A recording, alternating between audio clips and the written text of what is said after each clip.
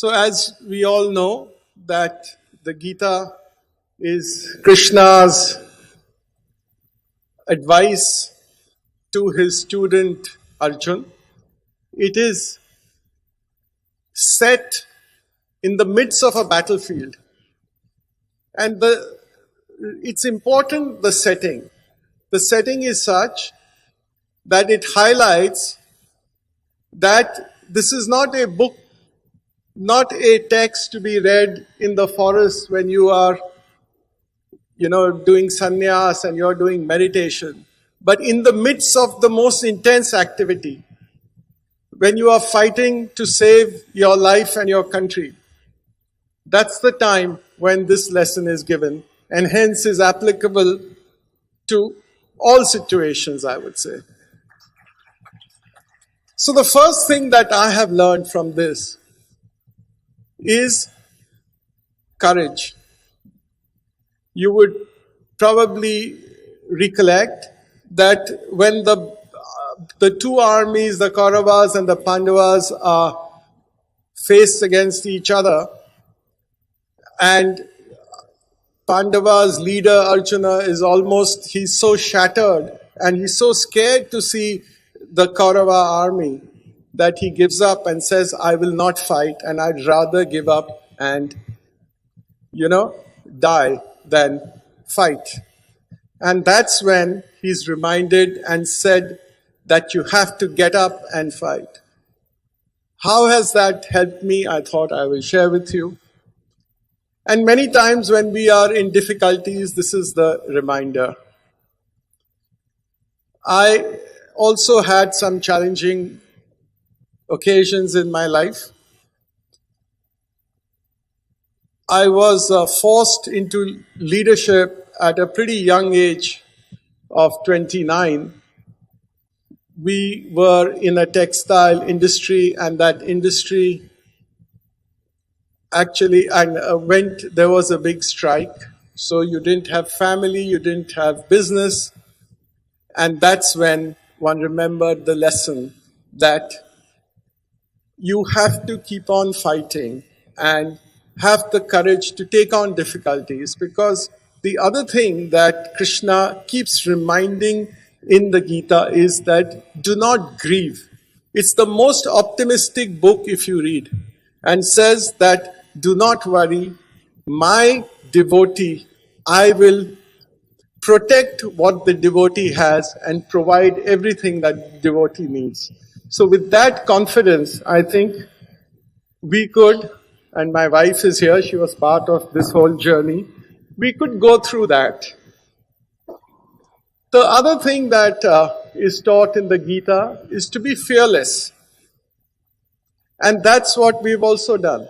We've always traveled the path less traversed by people. So to shift from textiles to pharmaceuticals and to build a business in pharmaceuticals from nothing to become one of the largest in the country, to shift from pharmaceuticals to financial services, there is no connection between these.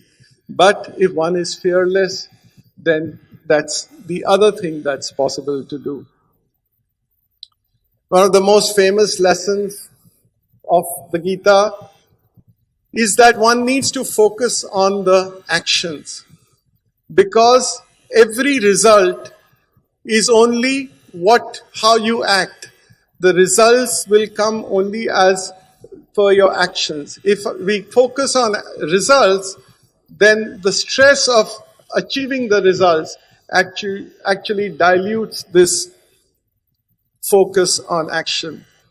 And I really realized this again. We were in the midst of a transaction with Abbott when we were selling our domestic pharma business to them.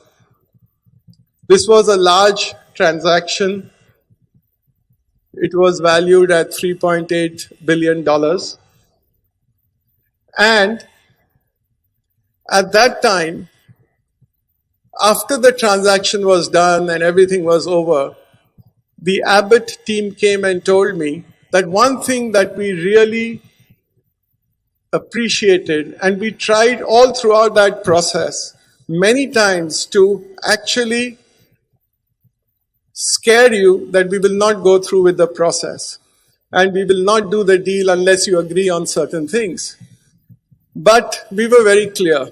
What is right, we will do, irrespective of what happens in the deal. And frankly, it is because of this inspiration from the Gita that you just focus on the action is why we could get what is even till now the highest ever valuation anybody has got in the world in terms of a branded generics business. So again, it is all about focusing on action. What I'm trying to say is that every stage of the Gita is very practical. It is not only philosophy. It is philosophy which we can practice on a day-to-day basis. The Gita talks about equanimity, how through highs and lows. And I think that, to me, has been a big source of strength. I don't know anybody in this world who's not gone through highs as well as difficult times. At least I have not met. Sometimes you would feel that a Karan Johar is only always successful. But I'm sure, Karan, you have also had some times when you feel low. That's the time when the Gita says that be equanimous, because then that's the right decision that you can take. The Lord reminds us that we are just mere instruments and we are mere trustees of what has been given to us. So the trustee's role is that the wealth or the assets that you have got are really the part of, it is given to us and it is to be used for the benefit of all stakeholders, for society. And if you are only using it for yourself, the Gita says that you are a thief. That has inspired us to actually define the purpose of our group. The purpose of our group, its existence is to do well and to do good. So doing well in your business, and your business needs to do good and make a positive difference to the world around us. There is finally in the Gita again, and this award here and this meeting is perhaps important. It says that leaders are the ones who inspire society. Now that you've called me a leader with this award, I would say that your actions alone is one which will inspire society. So I think it is actually important for each one of us to set examples so that the others can also follow.